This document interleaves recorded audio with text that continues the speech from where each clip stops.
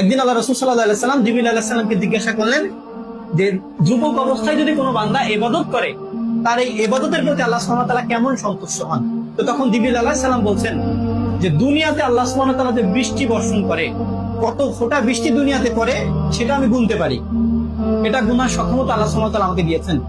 কিন্তু যুবক অবস্থায় যদি কোনো ব্যক্তি ইবাদত করে তাকে আল্লাহ সুবহানাহু ওয়া তাআলা যে এত পরিমাণ নেকি দেন সেটা গুনার সক্ষমতা আমার নেই। সুতরাং যখন বৃষ্টি হয়, বৃষ্টির পানি তো এমন না যে 1 ফোঁটা পরে 10 ফোঁটা পরে 500 ফোঁটা 1000 এমন ফোঁটা, এটা গুনাই যায় না, অগণিত ফোঁটা জমিনে পড়ে। এমনকি পুরো পৃথিবীতে যদি একদিন সারাদিন বৃষ্টি হয়, কত ফোঁটা পানি পৃথিবীতে পড়লো, এটা গুনার সক্ষমতা জিবরিল আলাইহিস সালামের আল্লাহ সুবহানাহু ওয়া তাআলা দিয়েছেন। কিন্তু একজন যুবক যখন 2 রাকাত সালাত আদায় করে, ইবাদত করে, শুকরিয়া আদায় করে, আল্লাহ সুবহানাহু ওয়া তাআলার কৃতজ্ঞ থাকে, ওই যুবককে আল্লাহ সুবহানাহু ওয়া তাআলা এত পরিমাণ নেকি দেন যে এটা গুণে শেষ করতে পারে না জিবরিল আলাইহিস সালাম। যে ব্যক্তি সবচাইতে বেশি ইস্তেগফার আল্লাহ তাআলার কাছে করতে পারে, ওই ব্যক্তির দোয়া আল্লাহ তাআলা সবচাইতে বেশি কবুল করে। দ্বিতীয়ত, যে ব্যক্তি সবচাইতে বেশি দুরূদ পাঠ করতে পারে, আল্লাহ সুবহানাহু ওয়া তাআলা ওই ব্যক্তির দোয়া সবচাইতে বেশি কবুল করে।